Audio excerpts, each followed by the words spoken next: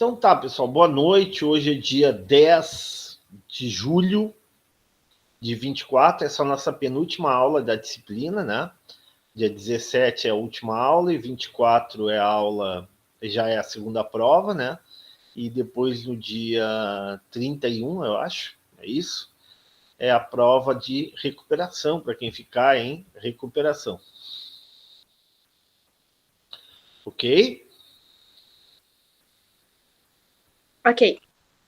Então, o que a gente vai ter na aula de hoje? A gente vai começar a revisar o exercício, tá? Começar a fazer uma revisão do exercício. Vai apresentar, então, ali vai discutir o exercício que eu apresentei para vocês. E, se der tempo, a gente vai falar um pouquinho também de monopólios, tá? Então, vamos começar. Alguém me ajuda na leitura do exercício? Sim ou não?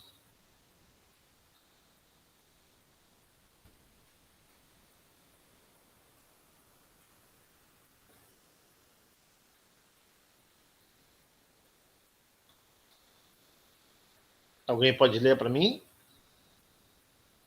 Eu posso, professor. Então, começa a leitura, por favor. Tá. Pergunta 1. De acordo com a teoria das finanças públicas, existem algumas circunstâncias conhecidas como falhas de mercado, que impedem que ocorra uma situação de ótimo de Pareto. Pareto. Assinale a opção falsa no tocante a tais circunstâncias. A.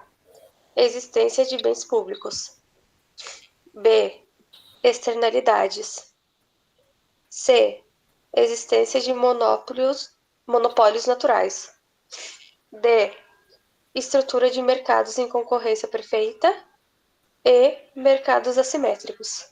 Tá. Então, essa é uma questão bem ampla, tá? E deixa eu explicar para vocês, então. Pessoal, assim, ó, quando a gente examina a economia, tá? A gente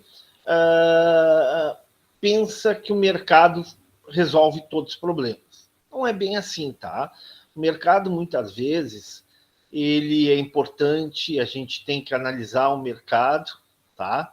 Porém, pessoal, né, há situações onde o mercado não funciona bem, tá? Há situações onde o mercado tem problemas.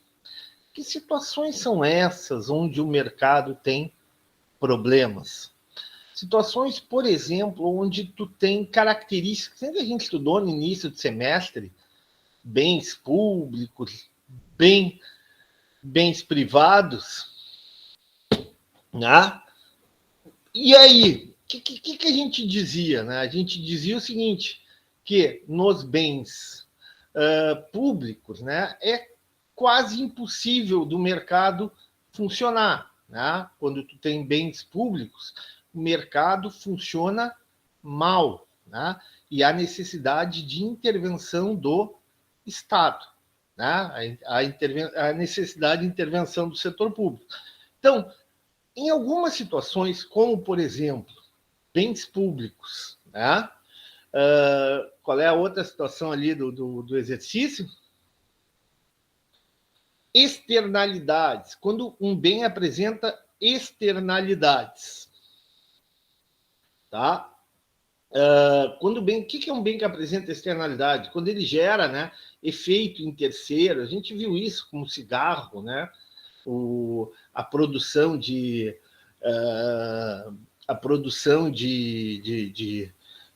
vamos supor, de produtos, a reciclagem de produtos, a produção o reflorestamento, né, e outras situações. Opa, o que acontece quando um bem produz externalidades positivas ou negativas? A gente não pode deixar o mercado livre, né?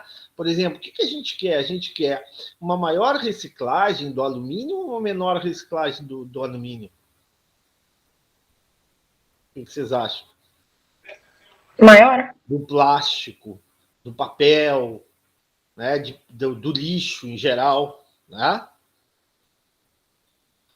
Então, nós temos então situações em que na presença de externalidades, o mercado não funciona adequadamente, né?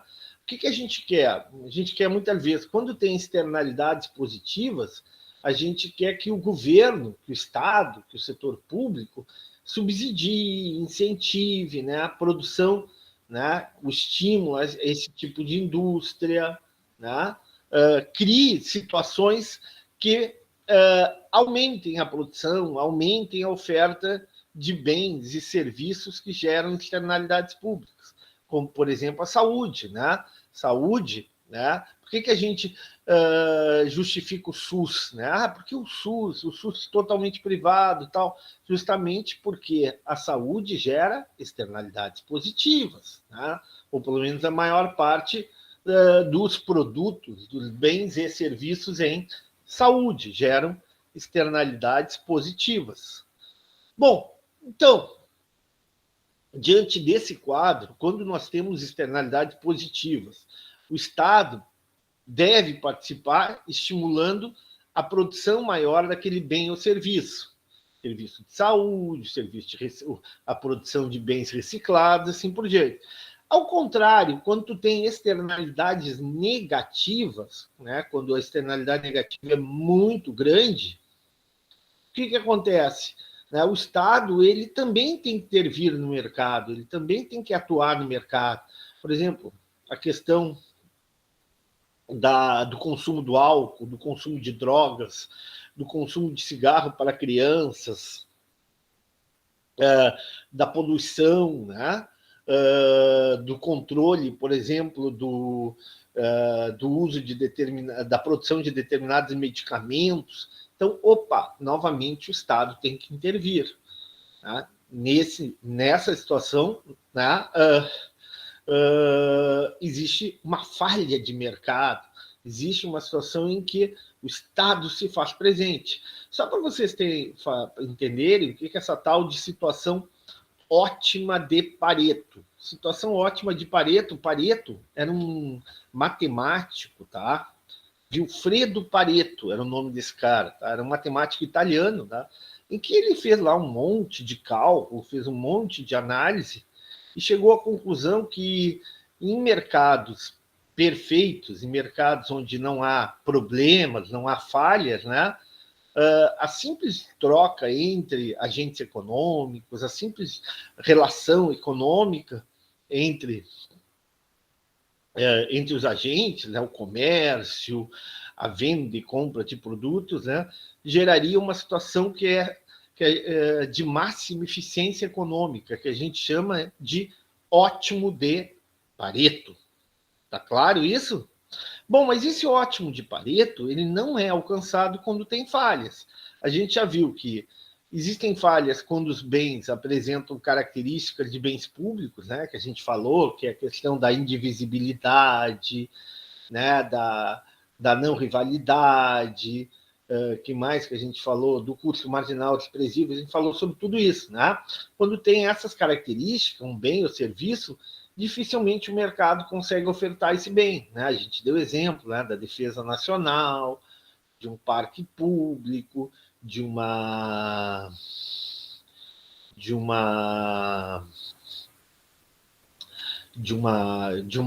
por exemplo, de uma área comum, né? Então tu tem situações onde o privado não consegue atender corretamente. Quando tem externalidades, falei há pouco também. E agora, monopólio natural, tá? O que é o tal do monopólio natural? A gente não percebe, mas na nossa vida, no nosso cotidiano, nós temos uma série de empresas que são monopolistas. Por exemplo, tá? Quando vocês vão para a faculdade, quem é que pega ônibus? Luana, onde é que tu trabalha? Onde é que tu mora?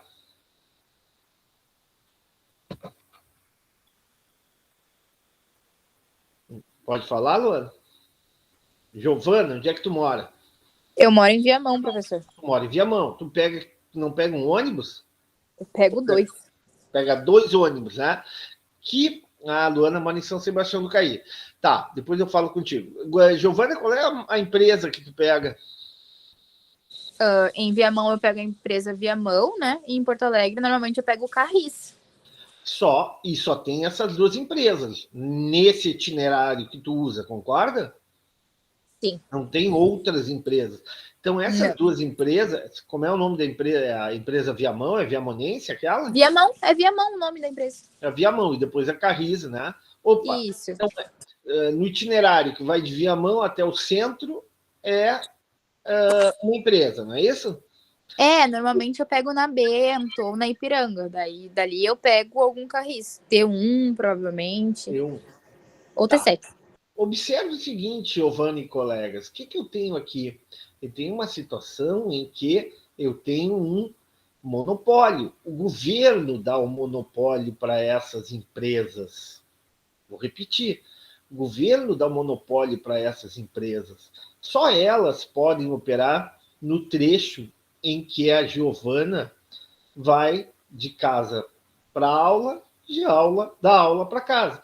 Mas por que isso, professor? O governo está privilegiando essas empresas? Não. Existe uma coisa chamada monopólio natural. O que é o chamado monopólio natural? É quando uma única empresa ofertar o serviço, uma única organização ofertar o serviço, é melhor do que várias organizações ofertando o mesmo serviço. Por que, professor? Porque existe uma coisa chamada de economia de escala. O que é essa tal de economia de escala? Economia de escala é o seguinte, ó, pessoal. À medida em que eu tenho escala de produção, né, que eu aumento muito a minha quantidade produzida, eu aumento o meu volume de produção, o meu custo diminui. Eu pergunto, o que é mais barato? Comprar um açúcar com uma embalagem de 1 quilo ou uma embalagem de 5 quilos? De 5 quilos. Quanto é que está uma embalagem de 1 quilo? 5, 6, a minha mãe tá falando. R$5. E de 5 quilos? 20 e pouquinho, 23 R$20. Vamos supor que a de 1 quilo esteja 5 e a de 5 quilos esteja 20. Ô, professor, mas a de 5 quilos é mais cara, concordam ou não? Uma é 20 e a outra é 5, né? Sim. Só que tem um detalhe. Quanto é que vai custar o quilo se eu comprar uma embalagem de 5 quilos? Vai custar 4 e pouquinho? R$4, né? Arredondando para 20, vai custar 4. E se eu comprar a de 1 quilo, vai custar R$5, concordam? Sim. O custo por quilo, se eu comprar uma quantidade maior, é mais baixo. Estão entendendo? O custo por quilo, se eu comprar uma quantidade maior, é mais baixo. O custo por quilo. Tá? Então, qual é a ideia aí? De que quanto mais o volume, né, de pessoas, quanto mais o volume de passageiros uma empresa atender, menor será o seu custo por passageiro. É mais vantajoso, né, para a prefeitura e para nós, para pagarmos uma tarifa de ônibus mais baixo, que uma única empresa oferte do que várias empresas venham ofertar na mesma linha da Giovana. Entenderam? Tá claro? Estão entendendo? Sim. Tá, vou dar outro exemplo, tá? Puxa, a gente, né? Eu agora estou envolvido essa semana só com o hospital. Eu vou para um lado, eu vou para o hospital, eu volto, e bababá, vou para casa, vou para o trabalho e hospital. Né? Bom, aí a gente fica pensando, puxa, por que será que alguns exames, alguns equipamentos só tem em grandes hospitais? Em cidades pequenas, como, né? Quem é que mora em São Sebastião do Caí? Eu, professora. Luana. Luana, tem hospital lá em São Sebastião do Caí? Tem. Bom ou pequenininho? Pequenininho. Dá para fazer tratamento por câncer lá nesse hospital? Não. Dá para fazer tratamento para, sei lá, mal de Alzheimer, para essas doenças mais complicadas? Tem UTI o hospital? Não, é bem pequeno mesmo. É só o básico. E aí a gente fica pensando, vocês que serão gestoras, gestores em saúde, vocês devem ficar pensando, professor, por que o Hospital de São Sebastião do Caí, por que o Hospital de Viamão tem hospital, Giovana? Dizem que sim, professor, eu não sei. Dizem que sim, mas eu nunca ouvi, né? Tu sabe o nome Viamão tem hospital. Ó, a Vivian sabe mais que eu. Fala, Vivian. Viamão tem hospital, que é o mesmo que regia Alvorada, mas agora os dois fecharam, né? Que é o Instituto de Cardiologia. Tá. Mas não tem grande estrutura, nem Alvorada, nem Viamão, concorda? Sim, o que tem aqui é a UPA só. A UPA é atenção básica, né? A UPA é atenção área, unidade de pronto atendimento. Basicamente é atenção básica, é uma ou outra coisinha. Mas tu não vai ser internado, não tem neonatal, mas não tem mais. Hã? O Alvorada, a única coisa que ele tinha era UTI neonatal, mas não tem mais. Perfeito. Então, mas por que acontece isso? Por que São Sebastião do Caí, Eldorado, Viamão, que já não é uma cidade tão pequena, né? Viamão tem quase 200 mil habitantes. Tá? Então, assim, mesmo uma cidade maior como Viamão,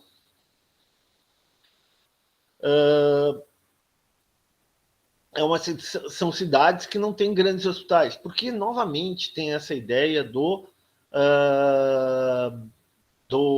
que eu falei para vocês, da questão da economia de escala, né? do monopólio que se justifica. Né? Equipamentos como tomógrafos, equipamentos de diagnóstico de câncer, de diagnóstico de imagem, equipamentos para tratamento de doenças do coração, do cérebro, são equipamentos caríssimos. Tá? Por exemplo, equipamentos para fazer ecografia abdominal, né? Equipamentos para fazer ressonância magnética, são equipamentos caríssimos. Imagina se a gente botasse um equipamento desses aí lá em São Sebastião do Caí. É pouca gente. Quantas pessoas fazem ressonância magnética por dia em São Sebastião do Caí? Talvez fosse 3, 4, no máximo 5. Puxa, esse equipamento não estaria extremamente ocioso, pessoal? O que vocês acham? Sim, a demanda não justifica comprar equipamentos tão caros. Exatamente. Então, muitas vezes, já viram essa expressão?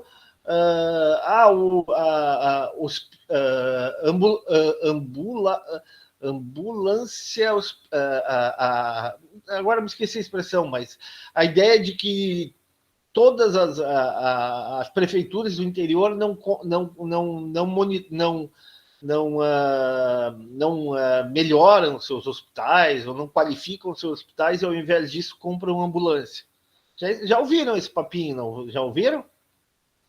Sim, tanto que São Sebastião do Caí, as pessoas, quando estão doentes, já nem vão muito no hospital daqui, vão na já cidade. Pegam a ambulância, acordam cedo, a prefeitura já agenda, não é isso? E vocês vão geralmente aí para o Santa Casa, para o Clínicas, não é isso? Isso. Tá? Que atende o SUS, tanto a Santa Casa quanto Clínicas que atende o SUS. Bom, vamos lá de novo. O que nós temos, então, nessa situação? Nós temos a situação chamada monopólio natural, ou seja, tu concentrar o atendimento, né, a realização desses exames complexos, né, num único centro é vantajoso, porque reduz o custo. Então, por exemplo, um tomógrafo, uma máquina de ressonância magnética, ela torna-se extremamente utilizada. Então, em Porto Alegre vem deve vir um ônibus lotado lá de São Sebastião do Caí, uns 2 ou 3 de Viamão, mais 3 ou 4 de Nova Santa Rita, mais 2 de Guaíba, mais 2 de Barra do Ribeiro. E aí tu vai ver, aí tu começa lá, a máquina começa a trabalhar. Na verdade, a máquina chega a trabalhar 24 horas por dia. Porque à noite, o que acontece? À noite, muitas vezes, esse pessoal volta para suas casas e os exames a máquina continua trabalhando e utilizando, né? E fazendo exames no pessoal que está internado no hospital. Entenderam? Sim ou não? Sim. Sim. Tá? Então, opa, o que nós temos aí? Temos uma situação onde o monopólio natural se justifica. A concentração do mercado se justifica. Um único ofertante se justifica. Por que se justifica?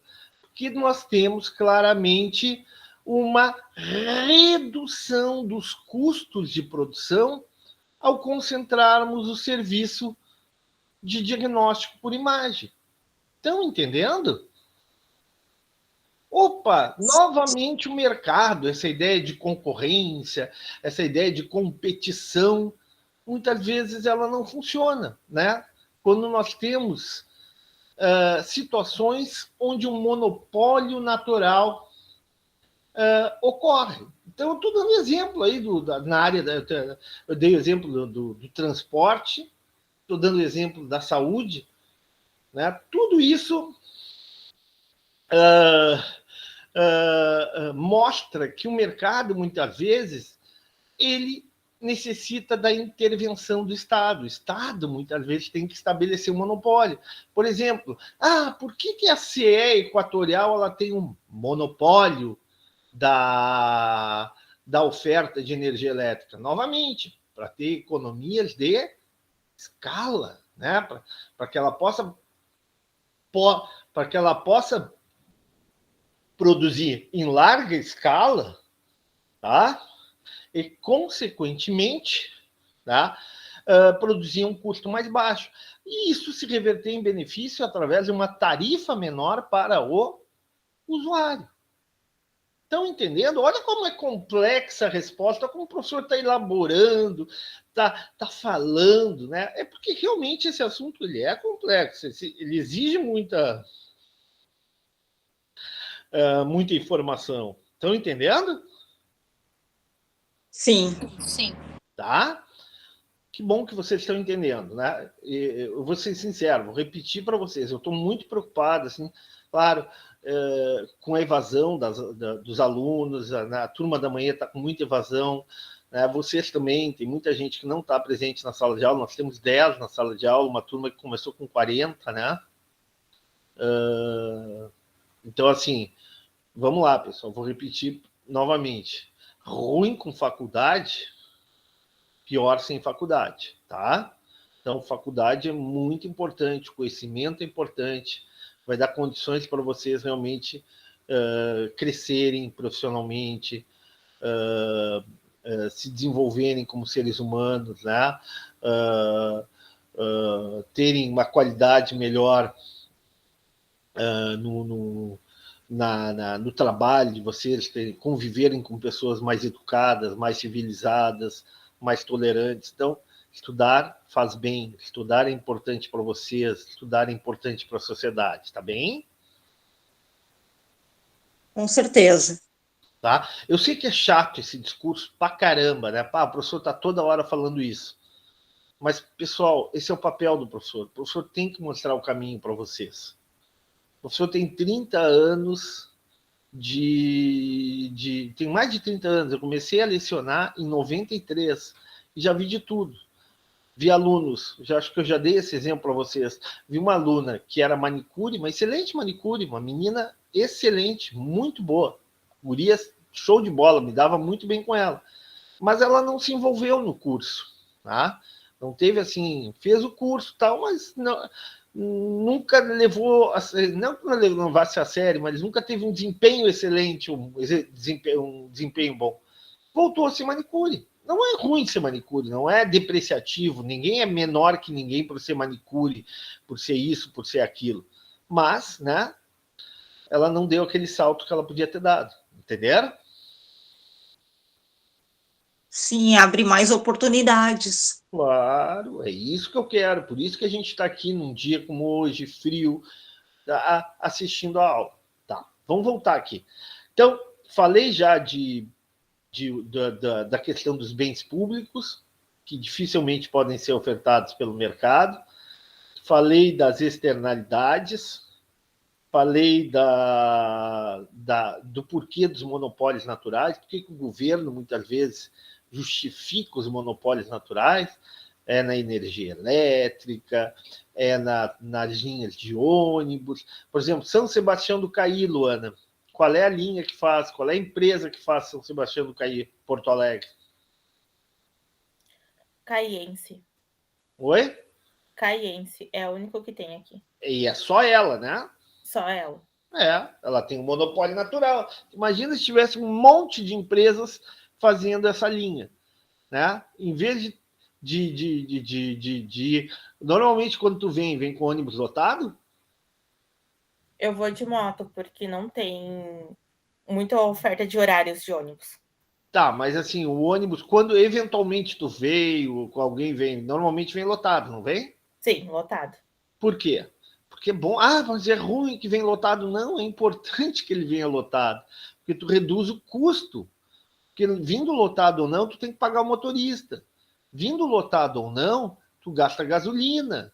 Vindo lotado ou não, tu tem a manutenção do veículo, do ônibus. Então, se ele vier lotado, tu vai reduzir para mais...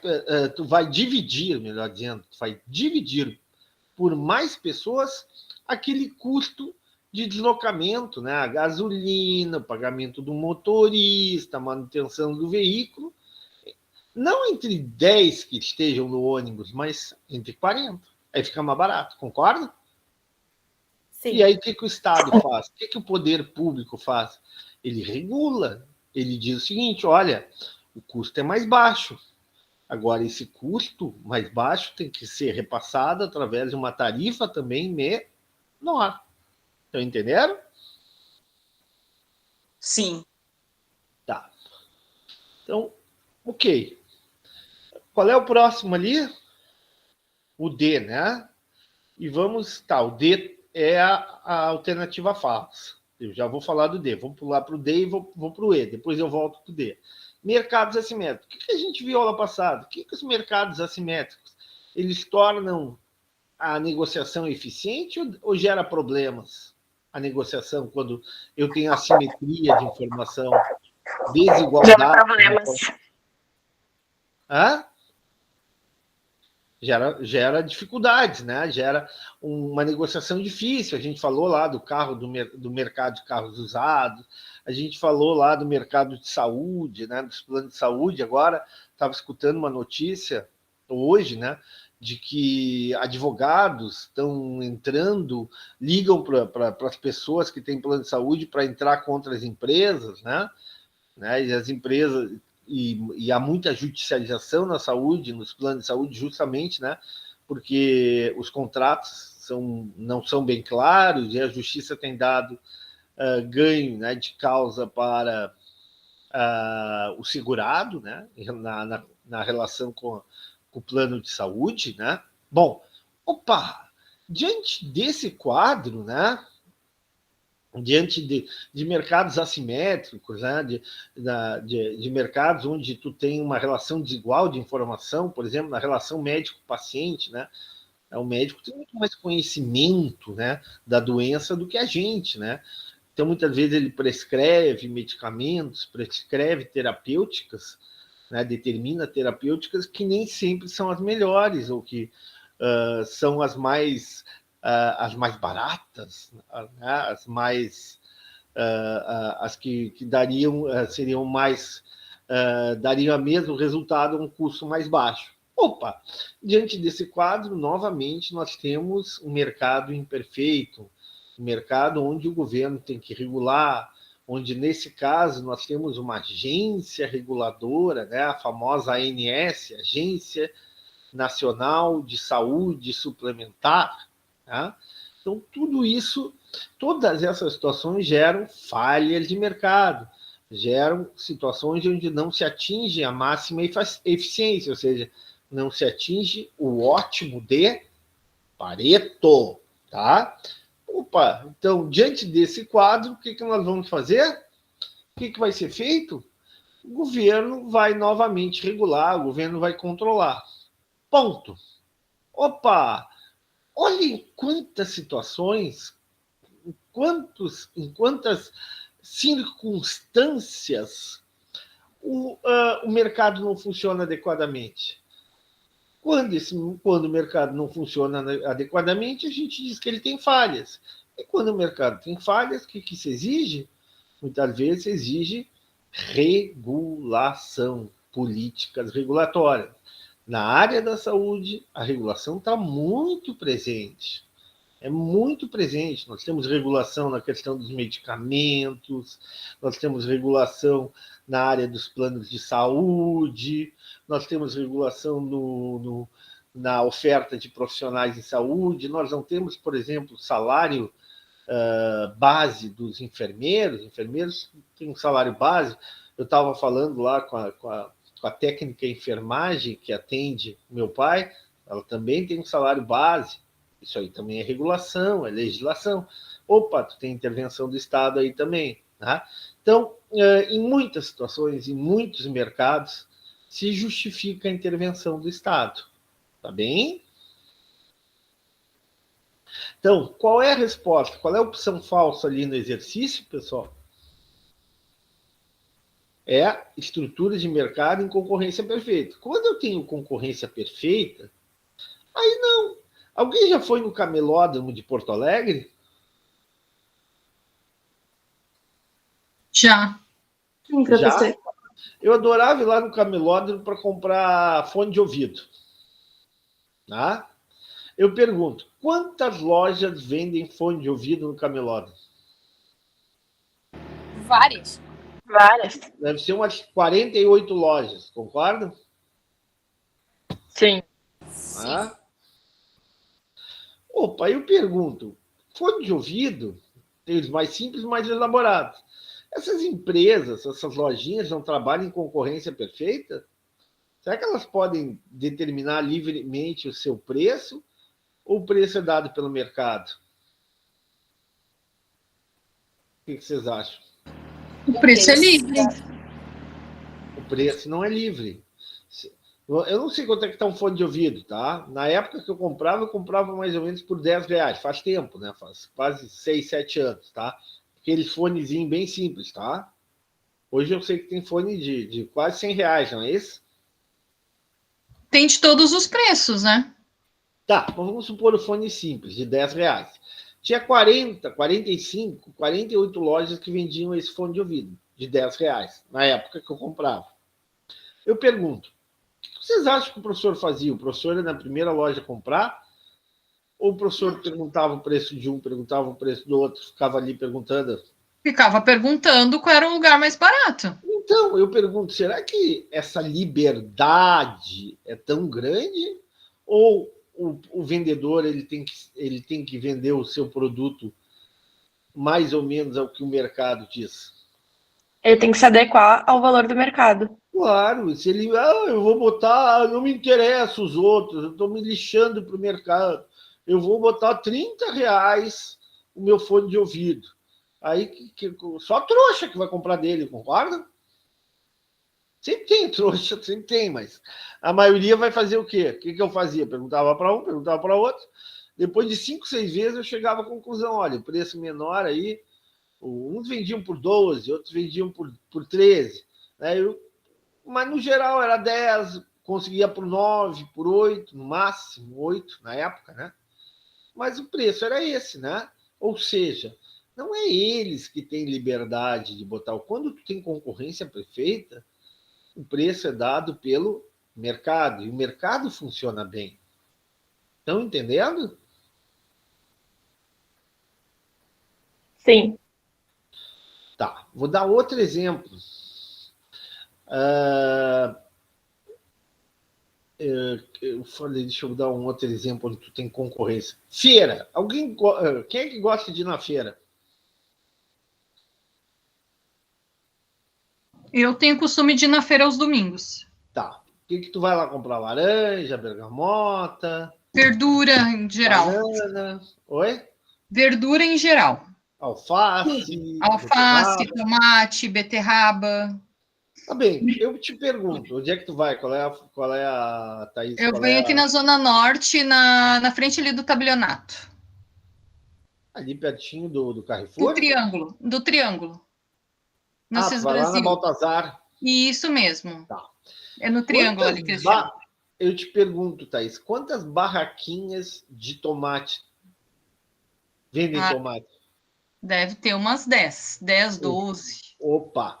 Tomate é muito diferente de uma barraca para outra ou é muito parecido no geral? Muito parecido. Então, o que tu faz, Thaís? Tu vai perguntando. Eu começo, passo do início, eu vou até lá ao fim, olhando os preços, e depois volto nas barracas que eu vi mais barato. Então, é isso que eu te digo. Eu digo para você, será que o feirante ali ele tem liberdade para determinar o preço ou o preço é dado pelo mercado? O preço é dado pelo mercado. É isso que eu estou dizendo. Então, não tem sentido o governo intervir no mercado de tomate, no mercado de alface, no mercado de fone de ouvido do camelódromo. Aí não, né? Aí tu tem que deixar livremente o mercado agir, porque o mercado é eficiente. O mercado vai colocar um preço justo. Olha a palavra que eu estou usando. Um preço justo, porque tu tem uma grande quantidade de ofertantes e uma grande quantidade de demandantes. Estão entendendo? Sim, ele se autorregula. Exatamente, Yasmin. Que palavra bonita, falou correto. Linguajar de administradora. Se autorregula. Não precisa o governo regular. Se o governo vier meter a mão aí, é só para atrapalhar nesse caso. Olha, eu elogiei o governo antes, não elogiei? Que o governo é necessário. Eu não estou falando de política, tá? Eu estou falando de participação do setor público. Estou falando de Estado na economia. Estão entendendo? Sim. Tá? Então, opa, em algumas situações a regulação se justifica, a intervenção do governo se justifica. Já em outras, não. Outras é melhor deixar o mercado funcionar livremente. Por quê? Porque o mercado não apresenta falhas. Querem outro exemplo? Tá? O mercado de sombrinha de... ninguém foi para... Alguém já foi para Santa Catarina? Aqui do grupo? Não. Não conhece ainda, Yasmin? Não. Eu já fui para Santa Catarina. Tá. Tu já foi para onde? Onde é que foi, Vivian? Thaís, Fui para... Ai, agora me fugiu o nome da praia. Só um minutinho, deixa eu lembrar. É em Bituba, eu acho. Bituba. Ibituba? Tá. Ibituba, eu acho. Já foi para onde? Eu já fui para Penha e para Balneário. Para Balneário. Balneário é chique, hein, guria? Eu fui para a Praia do Rosa. E para Praia do Rosa também é chique. Thaís, foi para onde? Eu tenho familiares em Santa Catarina, Florianópolis, Capinzal, Joinville. Você é a mais chique ainda, a mais chique de todos. Yasmin, nós estamos mal, hein, Yasmin? Muito mal. Sim, não dá. Eu e tu vamos ali. Tu não, mas o professor vai ali para o Lamita. Bom, vamos lá. Bom, o que acontece lá em Santa Catarina? Por exemplo, não é muito comum lá em Santa Catarina o pessoal alugar sombrinha no verão, né? Sombrinha, desculpe. Guarda-sol no verão. Né? Guarda-sol no verão. E é caríssimo, né? Guarda-sol, né? Principalmente aqueles dias quentes, de janeiro, virada do ano. Os caras chegam a cobrar 10, 20 reais a hora, tá? Guarda-sol, aí tem a cadeira e tal. É tudo caro, tá? Opa, o que nós temos aí? Agora vamos supor que a gente faça uma excursão, a turma de Economia da Saúde, e vá para Florianópolis esse final de semana, que tem previsão de chuva e temperatura de 5 graus na praia. Eu pergunto, será que esses caras, será que não vai sobrar guarda-sol e cadeira para alugar? Sim. Provavelmente, se os caras cobrarem 10 pila a hora, ninguém vai alugar, concorda? Sim. Nesse caso, como disse Yasmin corretamente, o mercado se autorregula. Não precisa o governo metendo a mão. Concorda? Entenderam? Sim. Então, tem situações onde o mercado se autorregula e tem situações onde a regulação do governo se faz necessária, tá? É por isso que nós temos, por exemplo, agências regulatórias em vários setores. Por exemplo, tá? A gente falou da ANS, tá? Que é a Agência Nacional de Saúde Suplementar. Nós temos, por exemplo, a Anatel. O que é a Anatel, pessoal?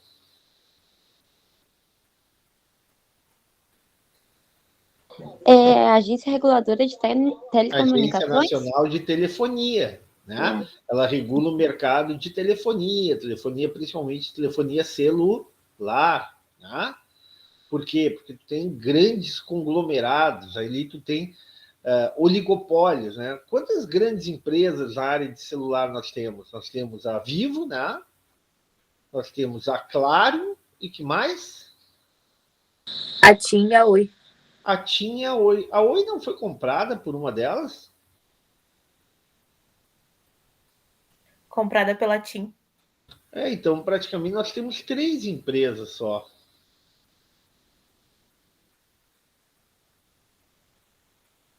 Né? 3 empresas. Opa! Será que não é? Será que esse mercado não está extremamente concentrado? Será que não há um desequilíbrio de forças entre um grande quantidade? Quantos milhões de pessoas? Né? Parece que tem mais, no Brasil tem mais celular do que gente. Sabiam dessa? Sim, cada pessoa tem em média 2 celulares. Isso é alguma coisa assim. Eu não, eu só tenho um. Tu tem 2, guria? Eu ando com do lugar que eu trabalho, então, teoricamente, todos os dias. Teoricamente, tenho 2. Tu tem 2. Mais alguém tem 2 celulares aqui? Eu ando com do ladrão. Ei, Ricardo, fala. Eu ando com do ladrão. Se ele vier assalto, eu dou o outro. Bom, mas vamos lá. Parece que em torno, então, tu tem 200 milhões de celulares no Brasil, mais até. Deve ter, se tem 200 milhões, deve até bebê deve ter celular no Brasil, se bobear, né?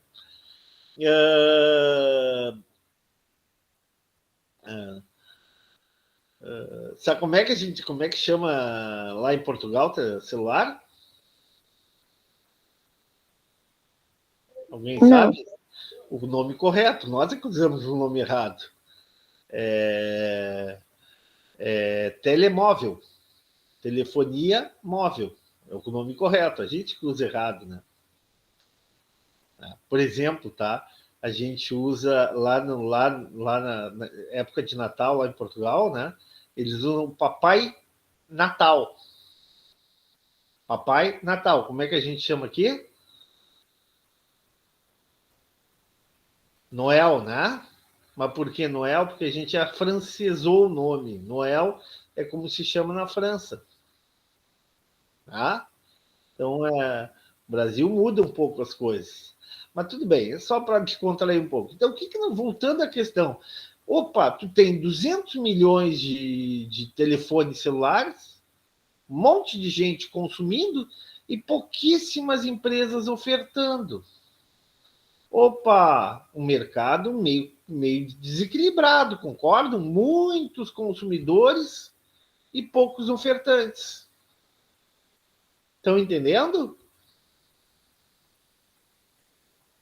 Novamente, um mercado onde exige regulação. Tá ok? Tá claro? Sim. Tá. Então, acho que a primeira pergunta está respondida, né? Então, a opção falsa, né? onde o mercado se autorregula, onde não precisa a intervenção do governo, a regulação é justamente em mercados em concorrência perfeita, quando tu tem uma grande quantidade de demandantes e uma grande quantidade de ofertantes, como é o caso da feirinha, lá da Zona Norte, lá da Baltazar. Tu tem uma grande quantidade de pessoas que vão comprar tomate, alface, beterraba, abóbora e por aí vai, né? E frutas em geral, e também tem uma grande quantidade de ofertantes, né? Como a gente viu, né? A banca lá que vende, as bancas, são 10, 12 bancas só que vendem tomate. Tem mais 10 ou 12 que vendem laranja ou bergamota, e assim por diante. Tá bem? Tá claro? Sim. Tá. Então, respondida a primeira questão. Vamos para a segunda questão.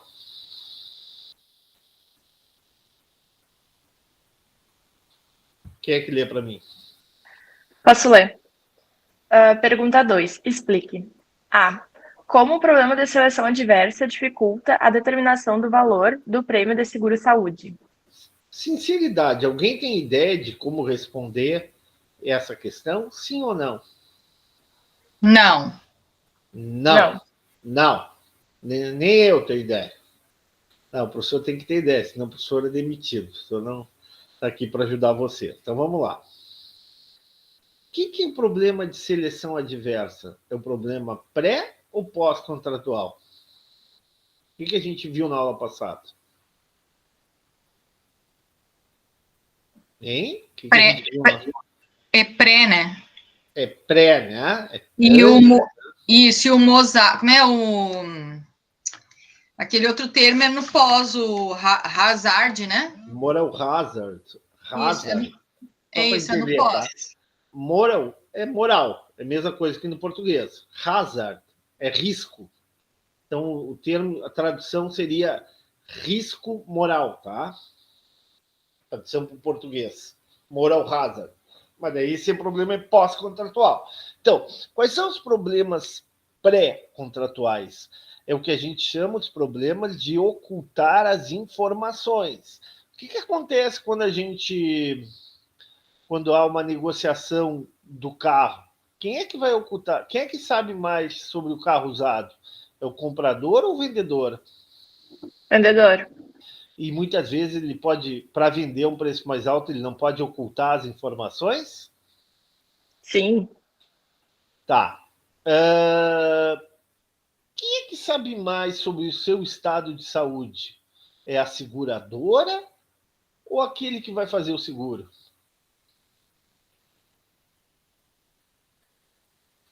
Aquele que vai fazer o seguro.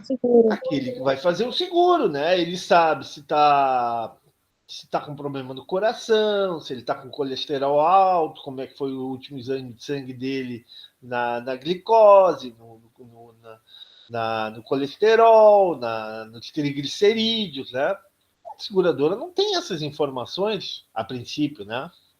O que ela pode fazer para diminuir essa assimetria?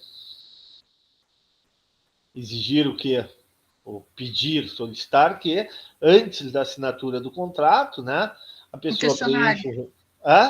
Preenchimento de um questionário, no mínimo. Questionário, né? Claro, teria que ter a boa-fé da pessoa, né? Mas no sentido de minimizar, né? Se tem doenças anteriores, se tem comorbidades, assim por diante.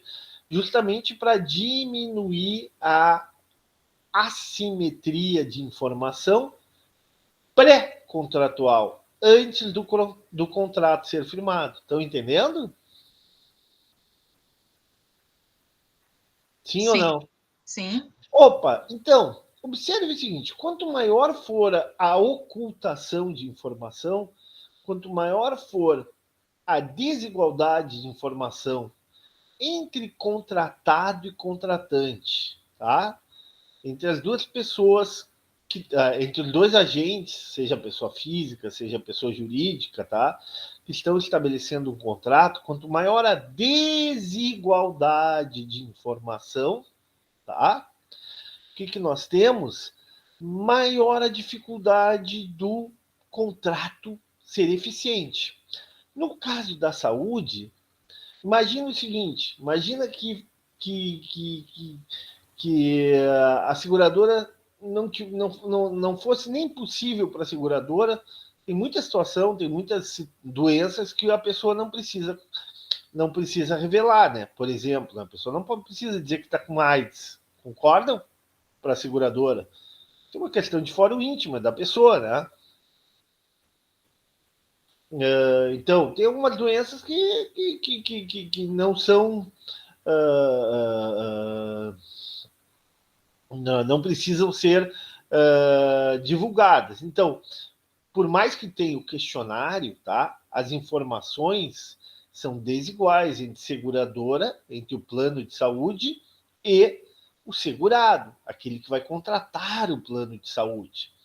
Essa desigualdade faz com que a seguradora, prestem atenção no que o professor vai dizer agora, tenha dificuldade para estimar o valor do custo do plano de saúde.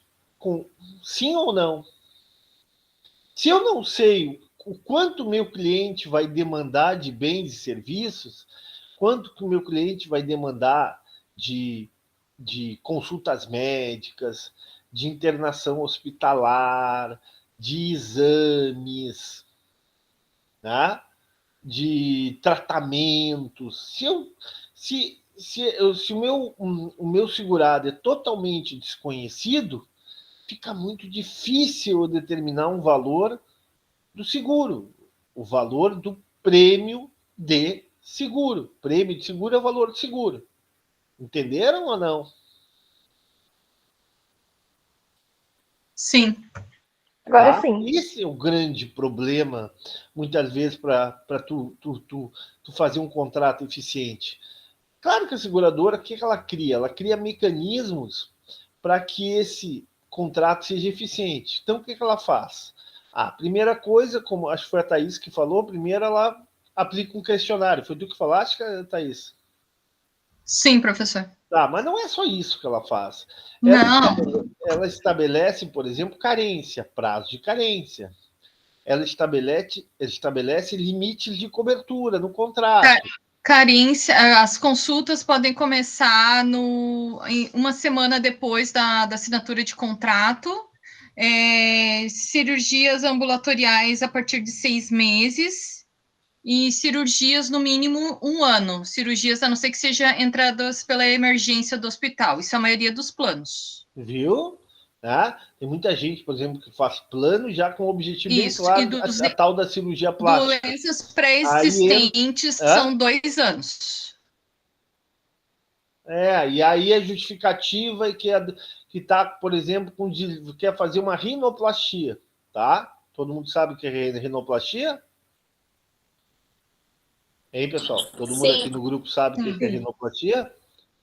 Tá, aí, puxa, eu quero melhorar meu nariz, tal, não sei o quê, meu nariz é feio, bababá, pibibó, não consigo, tal. E aí, vou fazer um plano de saúde para fazer uma cirurgia, uma rinoplastia.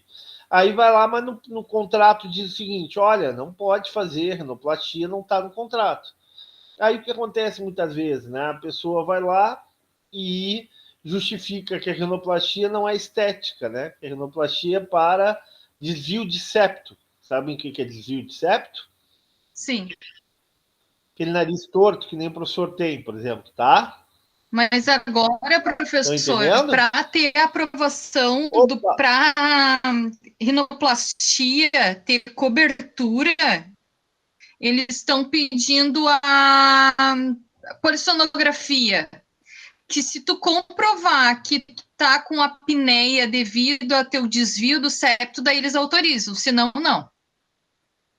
Entendeu? Antigamente eles autorizavam, mas como começou a aumentar demais como estética, né? Porque daí virou estética, na realidade, eles arranjam um jeito de burlar. Daí o plano agora tem certos planos que estão exigindo a polissonografia. Ótimo, exatamente, está indo ao encontro do que eu estou falando. Outro exemplo, cirurgia bariátrica. Né? Muitas vezes também, né? A pessoa faz um plano para fazer tal da cirurgia. Tá? E Então, o que faz a operadora de saúde? Ela cria mecanismos, cria instrumentos para limitar, né, esse comportamento oportunístico pós-contratual, né, porque a seguradora não sabe as intenções do segurado antes da assinatura do contrato, entenderam? Então, quanto maior a desigualdade de informação, quanto mais ocultas forem essas informações antes da assinatura do contrato, mais difícil esse contrato ser eficiente, mais difícil é determinar o valor do seguro, o valor do plano de saúde, o valor mensal que a pessoa vai pagar. Por quê? Porque muitas vezes, se tu bota um valor demasiadamente alto, essa pessoa vai dizer, não quero pagar isso. Não vale a pena para mim fazer o plano de saúde, é muito caro. Agora, por outro lado, se o plano de saúde cobra um valor demasiadamente baixo, ele pode ter prejuízo. Por quê? Porque aquele cliente vai demandar uma quantidade de serviços, de bens e serviços de saúde, maior do que o valor que ele paga pelo plano. Estão entendendo?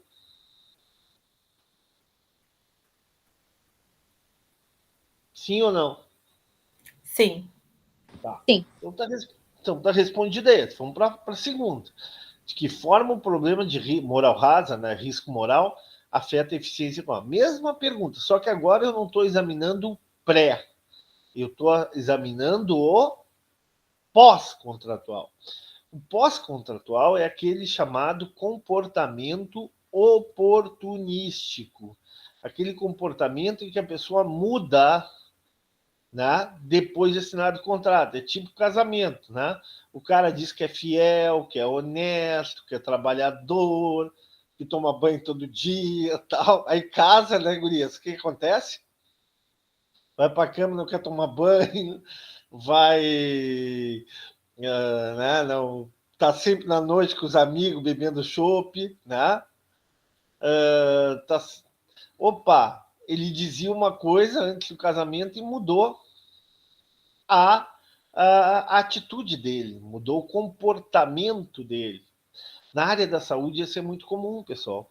Então, a pessoa, antes do plano de saúde, ela ia no hospital, mas só em situações realmente, ou ia no médico, só que realmente sentia alguma necessidade. Depois que tu tem o seguro, saúde, muitas vezes a pessoa vai por qualquer coisa.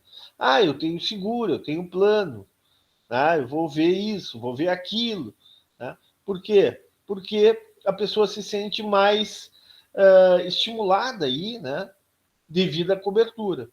O que fazem os planos para limitar esse custo, né, para limitar esse comportamento oportunístico pós-contratual, após o contrato?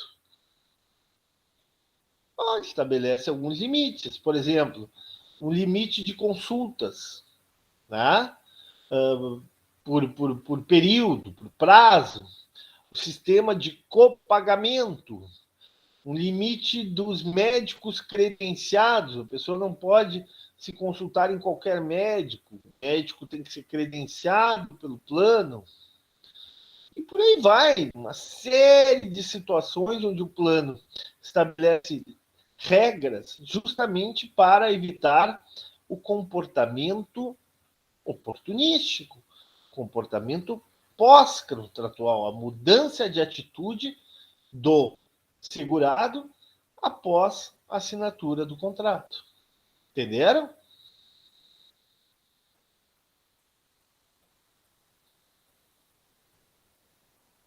Hein? Entenderam, pessoal? Oi, Terra chamando. Sim, eu entendi. Terra chamando. Já terminou a novela, gurias? Capaz. Não, como é que tá? Como é a novela? O Clone, a novela atual? Como é o nome dela, né? Olha, professor, faz anos que eu não assisto novela. O Pantanal ainda que tá? Eu não assisto novela faz uns 25 anos que eu não assisto novela. Não é Pantanal agora na Globo? Eu assisti na Pantanal na antiga Manchete. Essa eu acho que até já acabou, professor. É? Essa eu acho que até já acabou. Já acabou essa novela aí? Ah, bom, hein? Então, qual é? Ninguém sabe a novela atual, Menos das 8? Sinceridade. Ninguém sabe aqui no grupo? Não. Tá bom. Tá bom.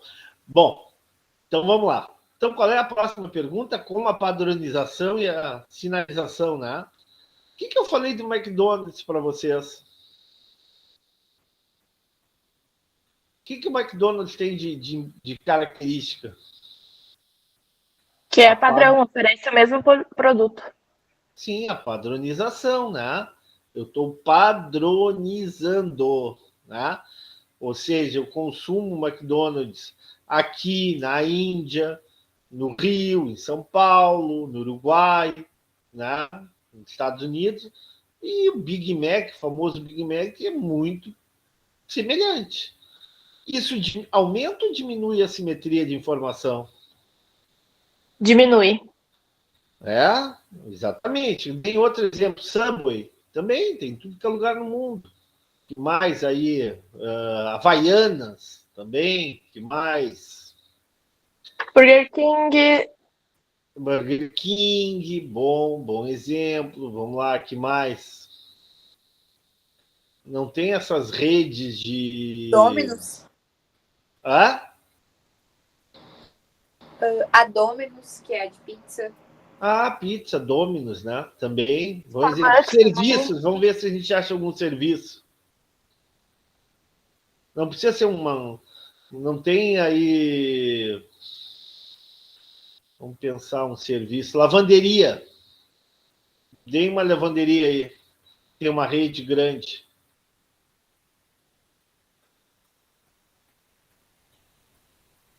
Ninguém tem uma... Não tem uma rede de lavanderias aí? Vamos lá, dar outro exemplo aí. Estou tentando pensar em serviço. Serviço de... Vamos ver... Serviço de vigilância, pode ser, né? Opa, muitas vezes não tem aquela empresa que tem um serviço de vigilância. Como é o nome daquela empresa famosa de serviço Ruder, de vigilância? STV. Ruder, STV. A Ruter, né? Ruter, né? É isso? Né? Acho que é Ruter. Exatamente. Opa, Ruder. sabe? Hã? Ruder. Ruder, né? Isso. Com 2 Ds. Isso. Ruder. Opa, tu tem uma padronização ali no serviço, né? Sabe que a empresa tem um treinamento, tem um nível de qualidade do pessoal, né? E por aí vai. Toda vez que tu tenta padronizar, tu está mostrando para o teu consumidor de que o teu produto, o teu serviço, ele tem qualidade independente do lugar. A pessoa vai, opa, passou em determinado... Isso serve muito para o crescimento das franquias. Uma franquia que queira crescer tem que estabelecer regras de padronização. É muito mais fácil uma franquia crescer quando ela é padronizada. Por exemplo, quando a gente come no McDonald's aqui em Porto Alegre, lá na Silva Só, ninguém comeu no McDonald's na Silva Só? Já sim. Opa, aquela loja não é lá do dono, não é dono. O dono não é um americano que mora em Nova York, mora em Los Angeles. Não, o dono provavelmente é um brasileiro, talvez até gaúcho, provável. E o que ele fez? Ele comprou o direito de usar a franquia. Estão entendendo?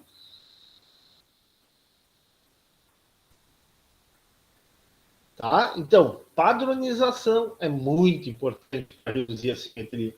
Sinalização. Só que essa sinalização tem que ser crível, tem que ser confiável. Então, vou dar um exemplo. Tá? Tem uma empresa alemã, que é uma empresa de aviação, a Lufthansa. Provavelmente vocês nunca ouviram falar. Tá? Lufthansa, uma empresa aérea. Né? Qual é o sinal que ela passa para os clientes?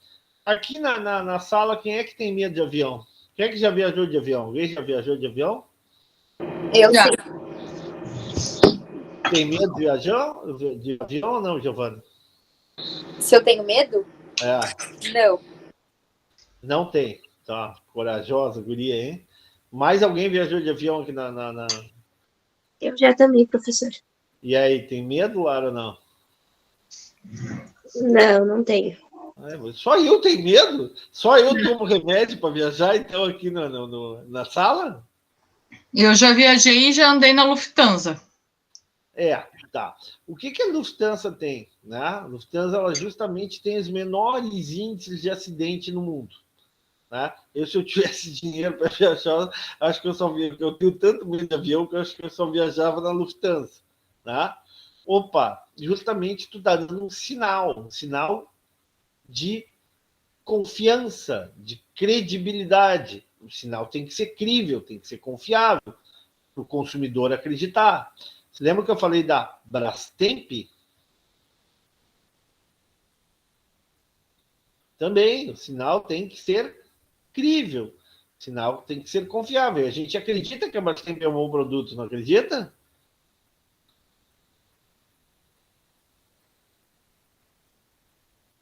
Qual é outro O senhor falou Brastemp? Brastemp, sim, não é um produto de qualidade? Então, o sinal. E eles dizem: olha, pode comprar, né? Pode comprar, não é nenhuma Brastemp quando tu compra outro produto. O que eles estão dizendo com isso? Se vocês comprarem nosso produto é de qualidade. Outro exemplo, fogões, Bosch, que é uma marca boa também. Então, tem marcas, Apple, né? Tem marcas que têm um sinal confiável. Por exemplo, carro onde a mecânica é boa, historicamente, Volkswagen, carro alemão, e por aí vai, entendeu? Então, tu pode reduzir a assimetria de informação ou através da padronização ou através de uma sinalização confiável. Tá bem? Tá entendido? Tá respondido? Sim. E a última questão, qual é aqui aí dessa questão? Qual a importância da certificação? Opa, fechei aqui, né? Abri agora? Tá aberto. Tá. Qual a importância da certificação? Poxa, não tem as chamadas ISO 9000, ISO ambiental, ISO de... sei lá, de a questão de a empresa fazer ações sociais, né, que atender a sociedade, atender a grupos mais vulneráveis. Não tem a certificação, por exemplo, lá na Expo Inter, que eu falei para vocês, dos animais, aqueles animais mais nobres, aqueles animais mais caros. O que faz? O Inmetro não certifica, por exemplo, produtos, brinquedos para uso para crianças?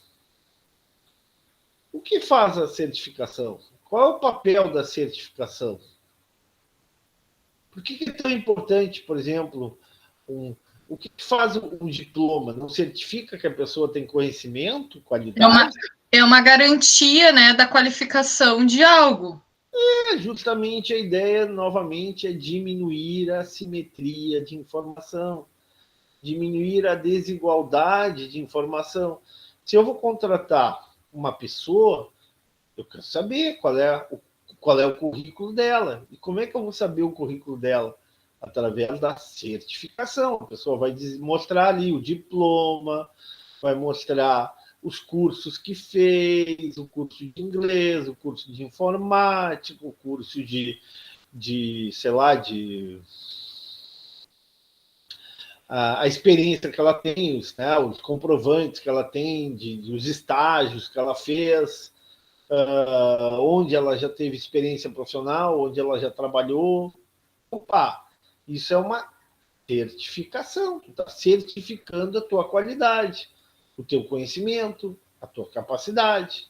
Tá claro isso ou não? Sim, professor. Então está respondido, né? Por que a certificação reduz a simetria? Pergunta 3. Quem é? Quem é que lê para nós?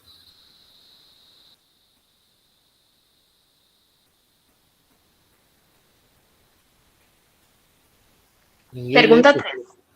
Explique como essas situações podem aumentar ou reduzir as incertezas de uma empresa e aumentar ou não os seus lucros em um mercado com formação assimétrica. A. Uma seguradora vende seguro de vida para um agente que ela não sabe se é amante ou avesso ao risco. Tá, vamos lá. Existe o chamado seguro de vida, tá? Vocês nunca viram um filmezinho chamado Quem Quer Ficar com Polly? Alguém já viu esse filme? Não. Quem Quer Ficar com Polly? É um filmezinho bem bobinho, com a Jennifer Aniston. Um filme, acho que de 2008, 2009. Filme mais antigo aí, tá? O que mostrava o filme, né? O namorado lá da Jennifer Aniston, todo mundo sabe quem é a Jennifer Aniston. Sabem ou não? Não. Aquela loira que faz... Poxa, deixa eu ver...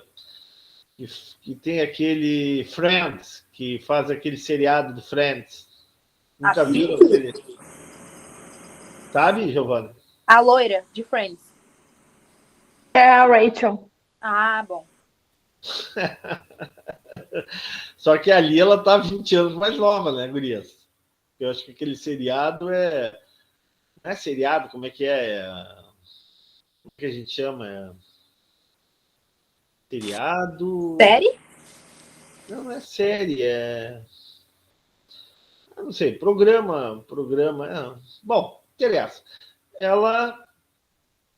Esse seriado, né? Ela apresenta lá tal dos Friends. Mas nesse filme que Eu Quero Ficar com Polly, ela namora lá um cara lá que trabalha numa empresa de seguro de vida. Aí o que tem? Ele tem que fazer um seguro de vida para um empresário milionário, tá?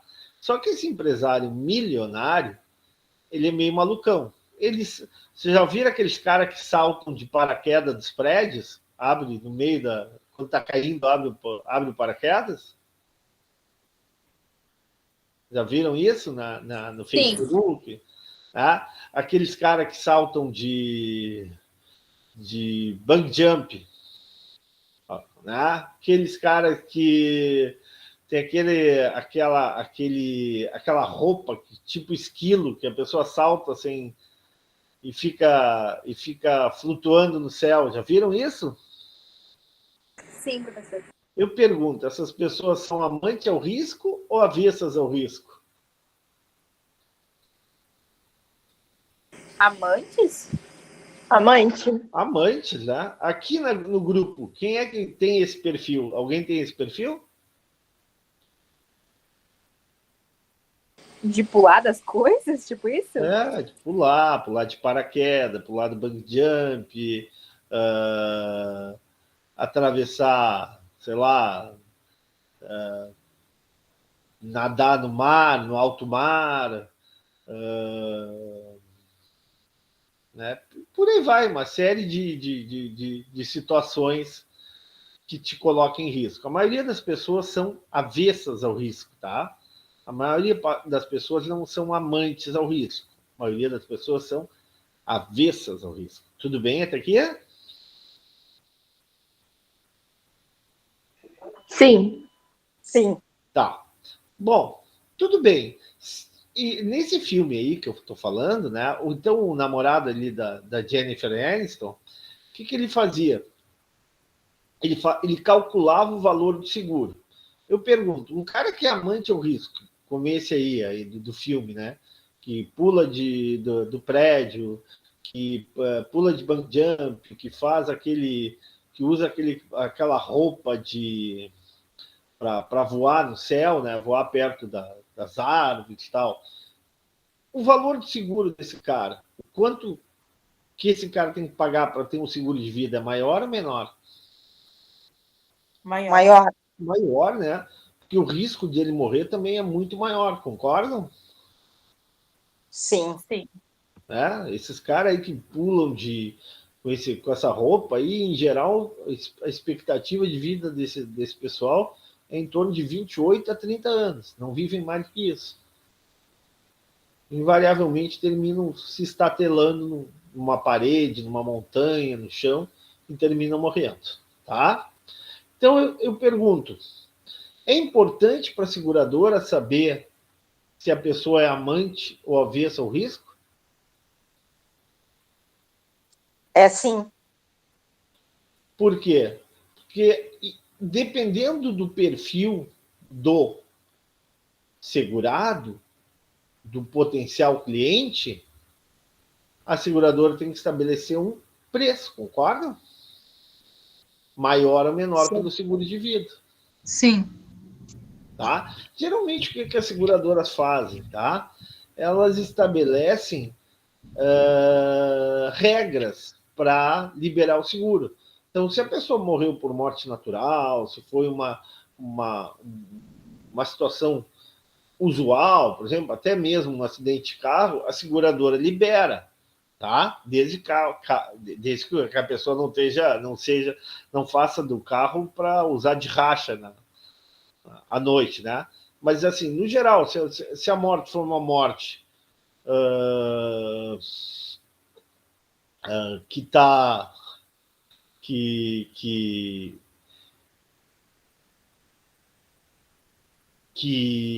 está dentro dos parâmetros, a seguradora libera o valor.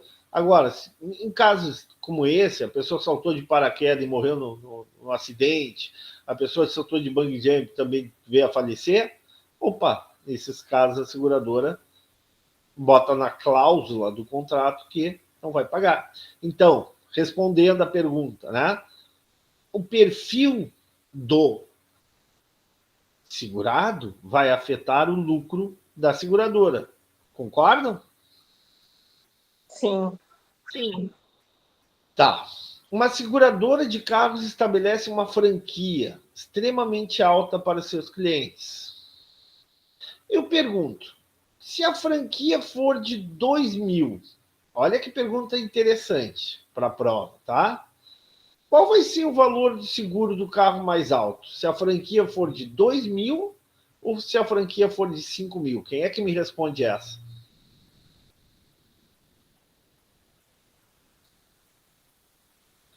Qual será o valor mais alto do seguro do automóvel a ser pago para o seguro do automóvel? É quando a franquia é estabelecida no valor de 2.000 ou é quando a franquia é estabelecida no valor de 5.000? De 2.000. Opa! Será? Eu acho que Franquia sim, normalmente é uma porque a franquia porcentagem do mais baixa, veículo, o né? seguro Olha se torna aqui, mais alto. se for 2.000 que eu estabeleço, a franquia de 2.000, tá? Aí eu bato o carro, tá? Bato o carro. Aí o conserto vai dar 4.000. O que vai acontecer? 2.000 é meu e os outros 2.000 é da seguradora. Tá? Agora, se a franquia é de 5.000 e o custo do conserto é 4.000, quem é que vai pagar todo o custo do conserto? A pessoa. Pessoa. Então, vou repetir a pergunta. Quanto maior o valor da franquia, maior ou menor o valor do seguro do carro? Maior. Oi? Maior. Quanto maior o valor da franquia, menor o valor que eu tenho que pagar pelo seguro. Se a franquia for 5.000, dificilmente eu vou conseguir usar, a não ser que dê uma porrada muito grande no carro para usar o seguro. Estão entendendo ou não? Sim, foi mais ou menos o que aconteceu com meu marido. Ele se acidentou, ele tinha uma moto do ano, só que a franquia dele tinha ficado em R$ 5.300. E ele indo na Honda por conta própria, sairia mais em conta do que pela própria franquia. Vale mais a pena se der perca total, porque se for para arrumar não vale a pena. Porque a franquia era muito alta, entendeu? Mas por que ele botou, por que a franquia é muito alta? Justamente para que o valor do seguro, o valor que tu paga de seguro, não seja demasiadamente alto.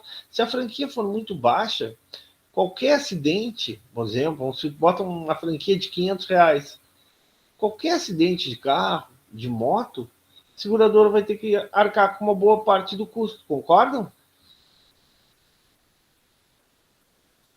Sim ou não? Sim, Sim, Tá. sim. Então, entendido isso? sim. Tá. Sim. Quem é que leu C para nós? Alternativa C. Eu leio.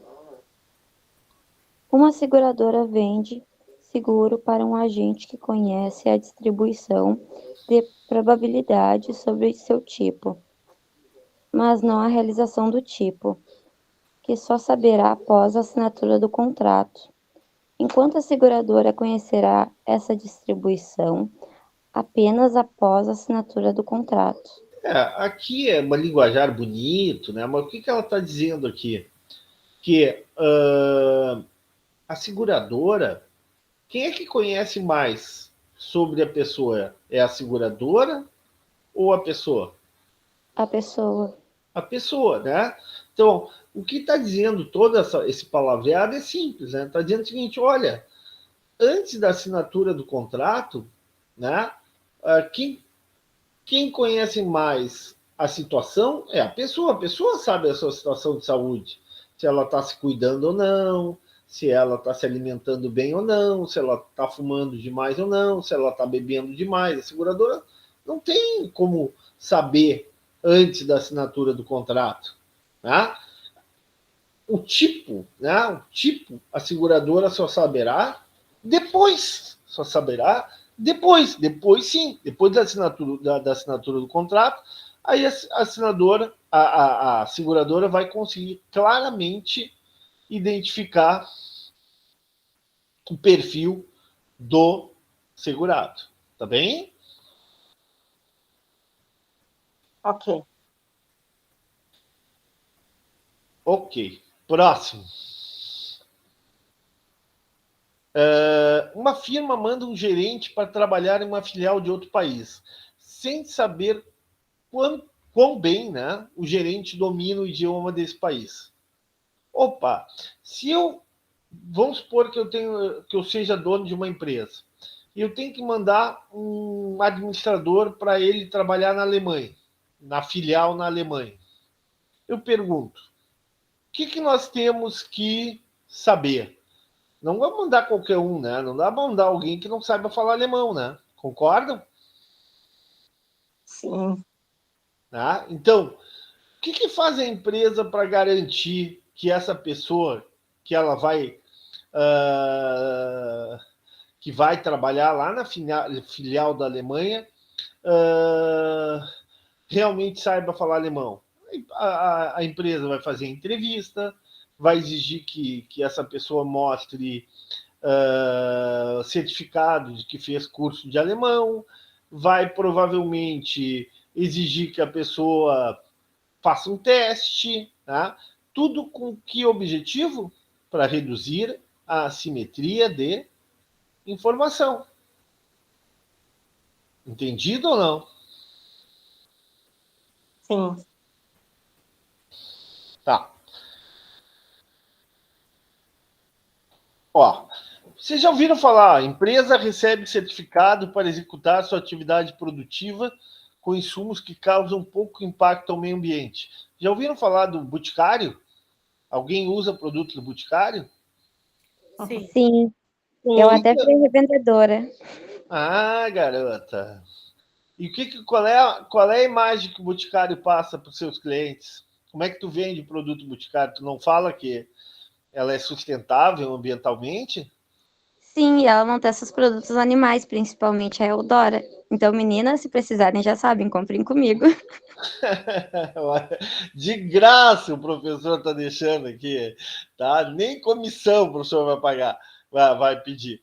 Então, opa, o que nós temos aqui? Nós temos novamente a ideia de certificação, né? Então, a imagem da Boticário qual é? É de uma empresa que trabalha com sustentabilidade ambiental, uma empresa que atua em programas junto às pessoas lá da floresta, não é isso? Né? Que estimula, né? o trabalho sustentável, né? a geração de renda dessas pessoas. Estimula as mulheres terem uma própria renda, principalmente donas de casa. Ótimo, né? A questão da força da mulher, do papel da mulher mais independente do ponto de vista financeiro, né? Tudo isso gera uma imagem positiva para a empresa. E isso ela consegue através da sua certificação, né? O Boticário tem uma série de certificados. Vale para o Boticário e vale para uma série de outras empresas, tá? E também buscam através da certificação, né? Seja em causas sociais, seja em causas ambientais, né? Uma imagem que valorize o seu produto, né? Que torne atrativo o seu produto para um determinado segmento da população que leva muito isso em conta. Tá bem? Certo. Outra, rede de lojas padroniza atendimento, forma de pagamento leal em todas as suas filiais. Para que as lojas fazem isso, pessoal? Novamente, para reduzir a assimetria de informação. O que a gente pode dar de exemplo? Já vem na minha cabeça de imediato a Renner, não é isso? Riachuelo, C&A, não são lojas padronizadas, Zafari. Não são lojas que têm atendimento padronizado, forma de pagamento, layout muito semelhante. Tu entra num Zafari, tu entra no outro Zafari, não é a mesma coisa? Sim. Tu entra numa Renner, a Renner tu já sabe que para o homem, para comprar artigos masculinos, tu tem que estar lá no final do final, não tá? Tá lá no canto do terceiro andar, do segundo andar. Já as roupas femininas, onde é que estão? No primeiro andar. A roupa feminina tá de cara, não é isso? Isso é preconceito contra os homens. Vocês concordam ou não, gurias? Sim. Não é preconceito, isso é inteligência, né? Porque as mulheres compram muito mais que os homens, só por isso, né? Tá certo. Eu não critico a empresa, eu faria o mesmo. Porque as mulheres consomem, né? Muito mais. Né? Eu vou te fazer uma pergunta, Vivian. Quantos pares de sapatos tem? Olha, professor, tênis assim, eu tenho, acho que uns 8 tênis. Só de tênis? Só de tênis, fora os outros. Fora sandália? Fora sandália. Olha, eu acho que sandália, até porque eu andei ganhando umas também, né? Eu devo ter umas... Acho que ao todo, assim, uns 20 pares de sapato. Meu Deus. Alguém tem mais do que isso aqui na sala?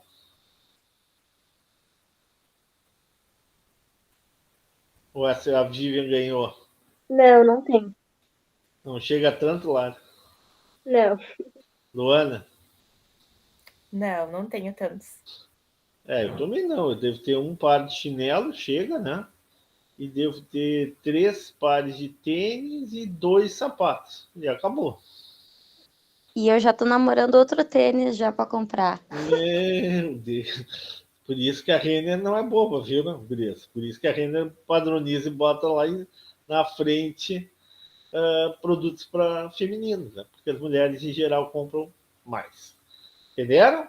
Então a padronização do atendimento, Zafari, Renner, Riachuelo, assim por diante.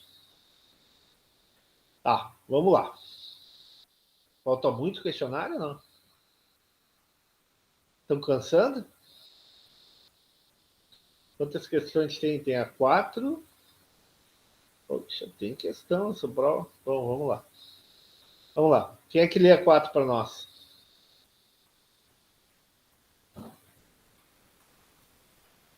Quem é que pode ler a 4 para nós? Luana?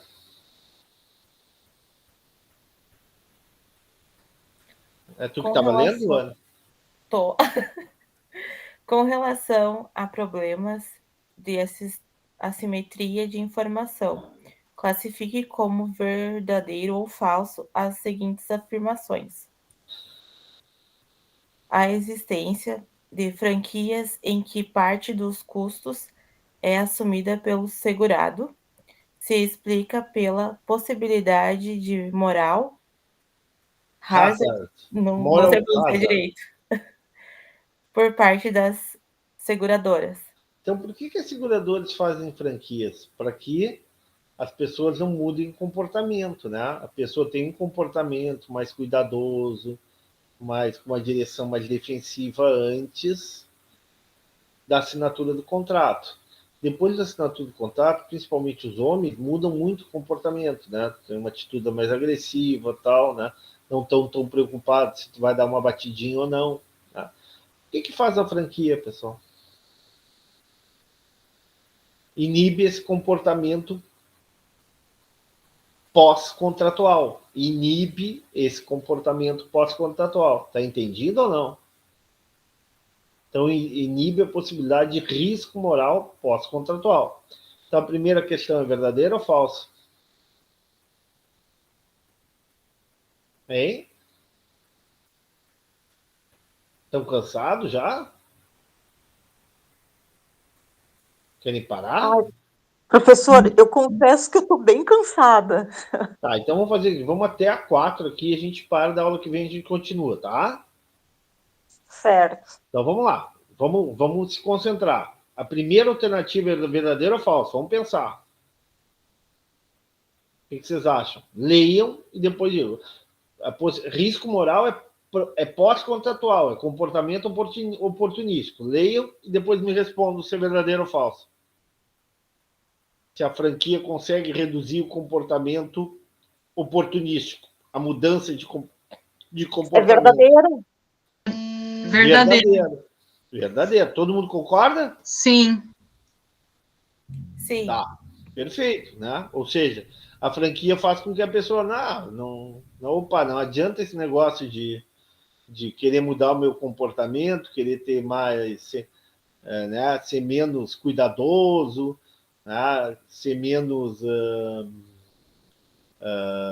disciplinado, ter uma direção menos defensiva, porque com a franquia, se eu tiver uma batida, eu vou ter um custo muito alto, né?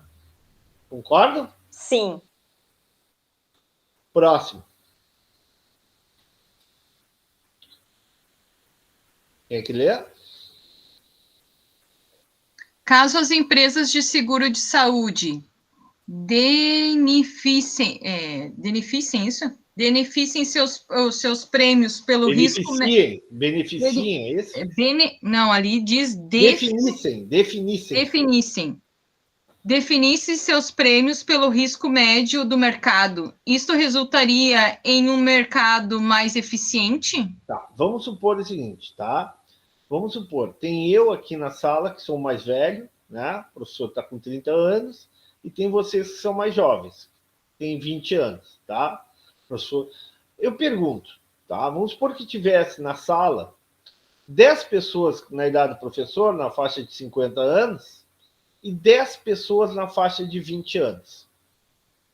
E a seguradora de saúde definisse pela média, tá? Quem é que demanda mais serviço de saúde? Uma pessoa de 50 anos ou uma pessoa de 20 anos? De 50. 50. Se eu fizesse pela média, tem 10 de 50 e 10 de 20. Vamos supor que o valor do seguro daria R$1.000 por mês, tá bem? R$1.000 o seguro, tá? Opa, eu pergunto, para aqueles que têm 50 anos, vale a pena fazer o seguro? Ou vou reformular a frase, para quem mais vale a pena fazer o seguro? Se é R$1.000, para aqueles que têm 50 ou para aqueles que têm 20? Por isso que tem 20? Não, vamos de novo. Não, tá? tem 50. Eu tenho um grupo de 10 pessoas. Né? O plano de saúde, em geral, é coletivo, tá? Eu tenho um plano de saúde onde eu tenho 10 pessoas com 20 anos e 10 pessoas com 50 anos. Aí lá, o administrador, vocês, administradores lá da seguradora, vão fazer um cálculo médio e vão chegar à seguinte conclusão: olha, dada esse grupo aqui, dada a característica desse grupo, tem 10 jovens 10 pessoas já mais velhas, né? O valor médio do seguro, né, vai ser R$ 1.000 por pessoa. Eu pergunto, quem é que vai se sentir mais estimulado a fazer o seguro? Os mais velhos Os ou os mais mais velhos. novos? Os mais velhos. E os mais novos, o que vão pensar? Vão querer desanimar, porque eles vão dizer que usam pouco E para pagar pagam R$ 1.000 por mês. E pagam muito. Vão Eu pagar te muito. pergunto, vai funcionar esse mercado? Esse mercado vai ser eficiente ou isso vai gerar uma expulsão dos mais novos? Vai gerar uma expulsão dos mais novos. E se eu tiver menos jovens e mais velhos, vamos supor que sai 5 jovens, entra 5 velhos, vai ficar 15 velhos agora e 5 jovens. Não tem quem mantenha. Que o de idade tem um custo bem maior mensal do que o mais jovem, né? Precisa ter mais jovens para cobrir os gastos dos mais velhos. Exatamente. Então, quando essa proporção se modifica, opa, o plano de saúde não funciona bem, o plano de saúde coletivo não funciona bem. Então, tu definir uma média onde todo mundo paga a mesma coisa no plano de saúde é um prato cheio para o plano de saúde ser ineficiente, para tu expulsar os mais saudáveis, os mais jovens, ou seja, aqueles que menos demandam bens e serviços do plano de saúde. Entenderam? Sim. Sim. Então, aqui nessa pergunta é verdadeiro ou falso? Falso. Falso. Perfeito. Próximo. O risco moral é um problema que surge quando alguém, chamado de agente, realiza uma tarefa em nome de outra pessoa, chamada de principal. Se o principal não pode monitorar perfeitamente o comportamento do agente, este tende a empregar menos esforços do que o principal consideraria desejável. Tá. Então, vamos lá. Eu pergunto para vocês. Eu sou o principal, eu sou professor. Não por ser professor o principal é o nome, tá? Vocês são os agentes, tá? Vocês são os alunos. Eu consigo monitorar o esforço de vocês? Eu consigo ir na casa de cada um de vocês, verificar se vocês realmente estão se estudando, lendo o material, se esforçando? Não. Não. O que o professor vê apenas? O professor vê o processo ou vê o resultado apenas? O resultado. Resultado. Eu só consigo ver o resultado. E a partir do resultado eu posso dizer o seguinte, olha, o processo foi bom, a pessoa se esforçou ou não. Concordam? Sim. Tá? Então, por que o professor faz prova? Justamente para avaliar o processo. Mas ele avalia o processo através do resultado. Estão entendendo ou não? A prova, o que é? É uma maneira... Eu não tenho como monitorar vocês. É impossível. Não sou uma mosquinha para ir na casa de cada um de vocês e verificar se vocês estão estudando ou não. A única coisa que eu posso fazer qual é? Aplicar uma prova. E tentar, dessa forma, através do resultado, avaliar o processo. Estão entendendo ou não? Sim. Eu, como principal, não consigo monitorar o que vocês fazem. Assim como a seguradora de carro não consegue monitorar o comportamento do motorista. O que ela faz? A seguradora para que haja um alinhamento de interesse entre o motorista e a seguradora de automóveis.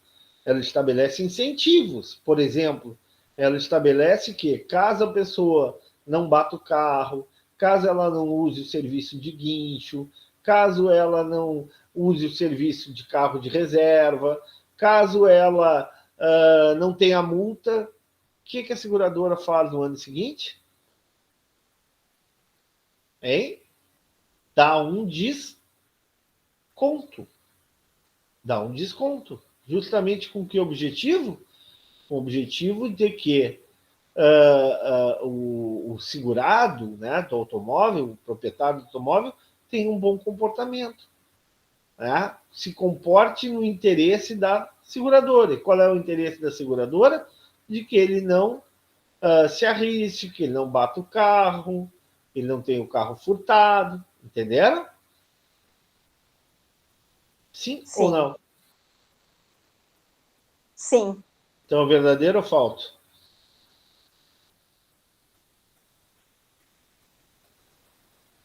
Se a gente não conseguir... Verdadeiro, né? Verdadeiro. Tá? O que fazem as empresas, muitas vezes, para monitorar o empregado? Não bota câmera de vídeo, não estabelece metas de produtividade, assim por... Colocam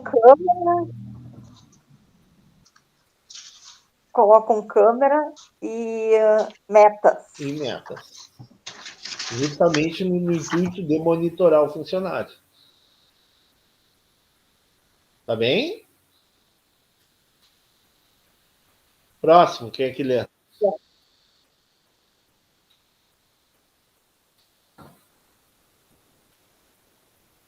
Quem é que lê o próximo?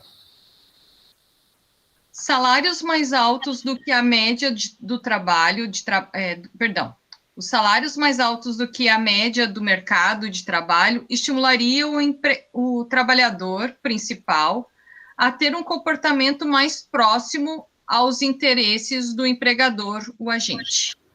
Eu pergunto, se tu estabelece um salário mais alto, o empregado e o trabalhador, né, o empregado, ele vai pensar, ele vai cuidar melhor do seu emprego? Sim ou não? Com certeza. Então, sabe quem é? Vocês não estudaram administração? O que o Ford fazia? Vocês nunca, o Ciro não ensinou para vocês? O que o Ford fazia? Henry Ford fazia para estimular a produtividade dos funcionários? O Ciro não falou sobre isso, professor. Tá, mas eu falo, pronto. Já ouviram falar de Fordismo? Já. Ouviram falar? Já ouviram falar de toyotismo? Não ouviram falar? Ele não falou sobre Fordismo, toyotismo? Não. Não? Qual é a cadeira que ele está dando? Sobre Ford foi o senhor. Eu me recordo de algum professor ter falado alguma coisa sobre Ford, só. Mas não é a introdução à administração que ele está Sim. dando? Mas eu acho que ele já é outro enfoque, né? Administração pública, né? Tá, mas tudo bem, não vamos. Deixa o Ciro na. Então tá, mas o que o Ford fazia, tá? O que o Henry Ford? Henry Ford foi um grande empresário americano, tá? Do início do século XX, tá? E ele, né, a gente sabe, né, a marca Ford aí, né? Grandes carros, tal. Agora recentemente saiu do Brasil, né? E o Ford, é o seguinte, o que ele queria? Ele queria aumentar muito a produtividade, né? Ele queria aumentar o resultado da empresa, né? Que os trabalhadores fossem mais eficientes. E o que ele estabeleceu? Salários mais altos em relação à média do mercado, né? Então, os funcionários da Ford ganhavam mais do que se trabalhasse em outras empresas concorrentes, como Chevrolet e outras empresas concorrentes. Opa, o que eu tenho aqui? Eu tenho uma tentativa, através de salários mais altos, de alinhamento dos interesses entre empregado e empregador. Estão entendendo? Sim. Sim. É uma forma de convergir interesses. O que quer o empregador? Quer que o funcionário seja eficiente, né? que valorize o seu trabalho, que busque que a empresa cresça, tá? E o empregado, opa, esse salário mais alto, eu não quero sair dessa empresa. Vale a pena trabalhar aqui. Se eu for para outra empresa, eu vou fazer um serviço muito semelhante a um custo mais baixo. Entenderam? Sim. Tá bem? Tá ficando claro ou não? Sim. Próximo. Sim. Quem é que lê? Eu posso ler? Lê. Uma empresa pode optar por pagar seus empregados mais adiante em suas vidas. Assim, os aumentos de salário que os trabalhadores recebem à medida que envelhecem podem refletir não só os benefícios da experiência, mas também uma resposta ao problema de seleção adversa. Então vamos lá. O que acontece muitas vezes? O que o plano de carreira faz, pessoal? Para que tu tem plano de carreira? Para que o funcionário permaneça mais tempo na empresa, não é isso?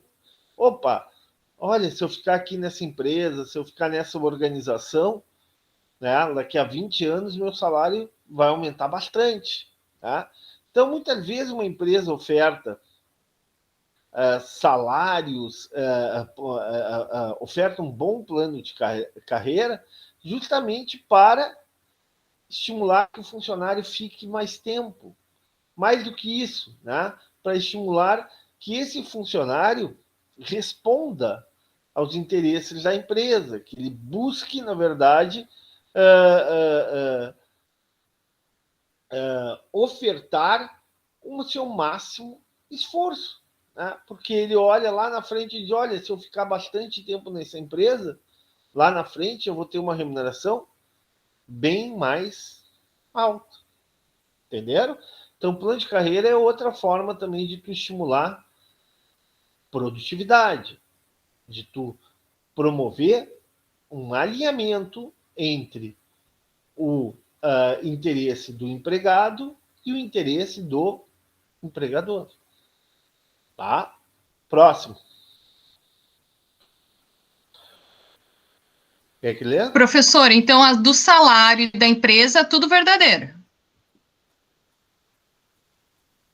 Aqui tem um errinho. Aqui do salário é o seguinte, todo o raciocínio está certo, só que o trabalhador não é o principal.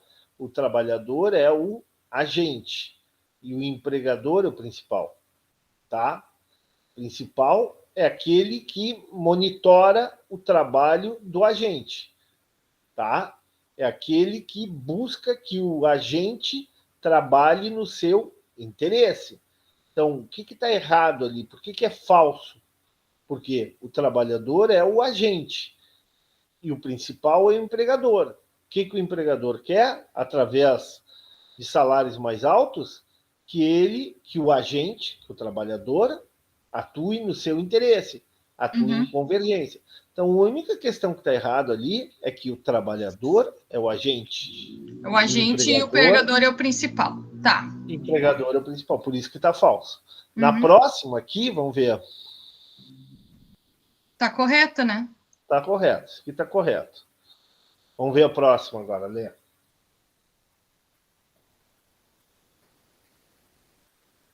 Os usuários.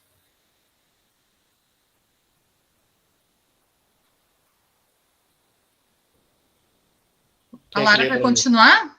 Pode continuar. Os usuários de seguro-saúde sabem mais sobre os seus problemas saúde do que as seguradoras. Como as Concordam? pessoas... Até aí tá certo ou não? Tá certo. Continua. Como as pessoas com maiores problemas de saúde ocultos têm a maior probabilidade de contratar um seguro-saúde do que as demais pessoas, o preço do seguro reflete os custos de uma pessoa mais doente do que a média. Com isso, as pessoas de saúde média podem ser desencorajadas a contratar um seguro-saúde por causa do alto preço. Verdadeiro. Verdadeiro, né? Então, como é que tu pode evitar isso? Né? A única forma de tu evitar isso é tu estabelecer valores diferentes por faixa etária. É o que as seguradoras fazem. O que elas fazem? Como o problema de saúde são ocultos, tá? O que a seguradora faz? A seguradora estabelece o seguinte, ó, de 50 a 55 anos é um valor, de 55 a 60 é outro, de 60 a 65 é outro, assim por diante. Justamente para, como a seguradora não tem informações claras sobre a saúde dos contratados, dos segurados, né? É uma forma de garantir que os seus custos sejam cobertos, né? Que ela possa cobrir os seus custos. Próximo. Opa, desculpe. Passei aqui. Vamos lá. É o último? Falta 2 ainda, professor. Ufa, todo mundo está cansado. O professor também está cansado. Embora a informação assimétrica seja algumas vezes motivada pelas políticas, ela também motiva comportamentos individuais que, de outra forma, poderiam ser difíceis de explicar. Os mercados respondem ao problema de informação assimétrica de diversas maneiras.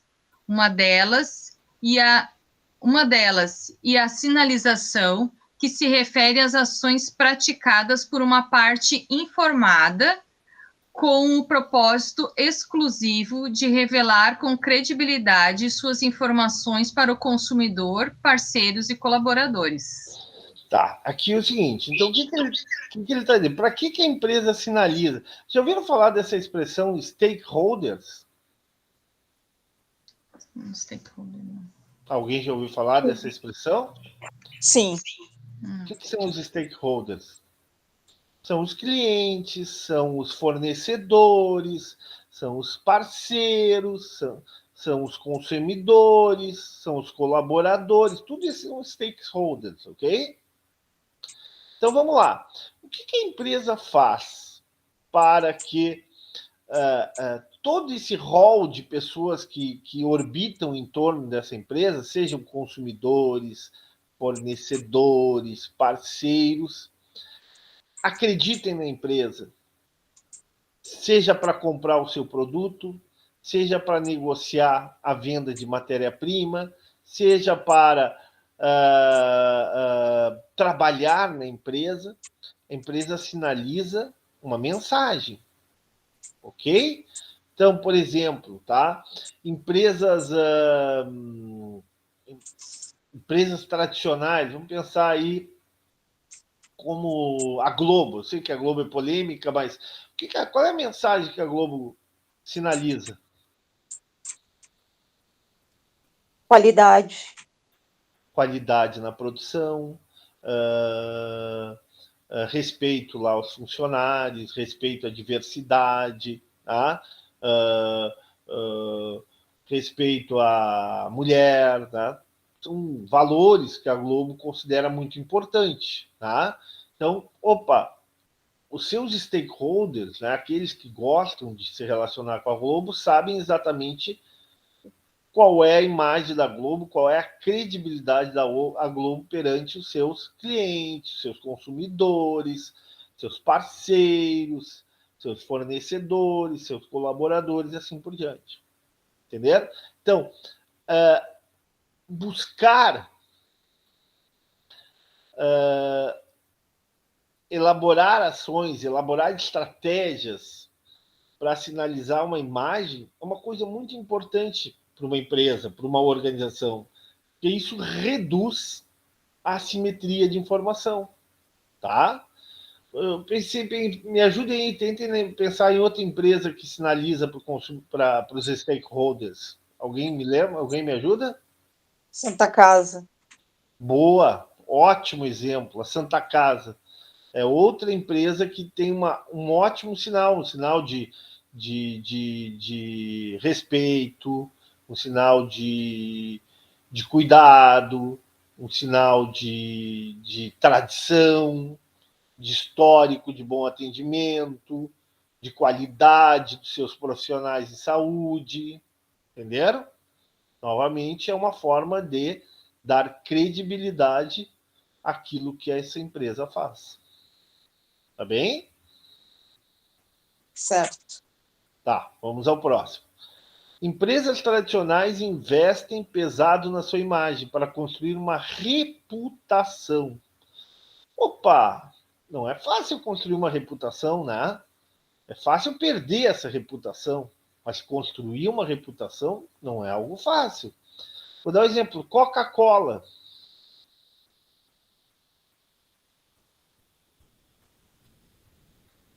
Hein? Ela não tem uma reputação? Qual é a reputação que a Coca-Cola tem? de um produto de qualidade, de um produto diferenciado, não é isso? Sim. Vamos dar outro exemplo aí de empresa tradicional aí. A Apple, né? Qual é a imagem que a Apple tem do seu produto?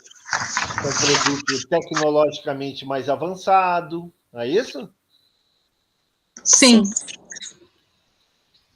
De que é um produto que tem um processador muito bom, que tem uma tecnologia muito boa, que tem um design inovador, não é isso? Sim. Sim. Tá. Vamos pensar outra empresa aí. Me A ajude. Omo. Hã? Omo. Omo, bom exemplo. Qual é a reputação que o Omo tem? Ele é até mais caro que os outros, não é? É mais caro. Mas de que é um produto que deixa um cheirinho bom na roupa, que limpa melhor que os outros, não é isso? Sim. Sim. Nestlé é outro exemplo, né? De qualidade, né? De chocolate com qualidade.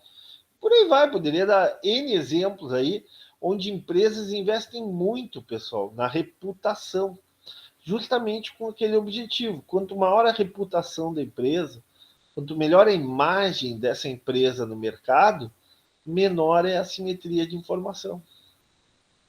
E reduzir a assimetria de informação é muito importante, seja para negociar com parceiros, com fornecedores, seja para fidelização, por exemplo, dos seus clientes. Entendido? Sim. Tá. Pessoal, também estou cansado. Hoje foi um dia muito puxado. Comecei às 6 da manhã, dei aula, trabalhei, fui no hospital. Estou super cansado também. Bom, pessoal. Então, muito obrigado pela atenção de vocês, tá? Desculpe ter começado a aula um pouco mais tarde, mas hoje realmente foi um dia complicado. E a gente vai continuar a aula que vem revisando esse exercício e vamos falar também um pouquinho sobre o monopólio, tá? Professor, mas a gente tem que postar dia 12, então, esse trabalho, daí a gente só posta. Eu vou prorrogar. Tá. Eu vou prorrogar a data, tá bem? Tá bom, obrigado, professor. Não, tranquilo, a gente ainda não terminou de corrigir, eu vou prorrogar a data, sem problema, tá? Obrigada e uma boa noite para o senhor. Não, eu que agradeço aí, uma boa noite e um bom descanso. Boa noite, professor. Obrigada. Boa noite, Tchau, professor. Boa noite. Tchau, tchau. Boa noite. Tchau, tchau. Tchau.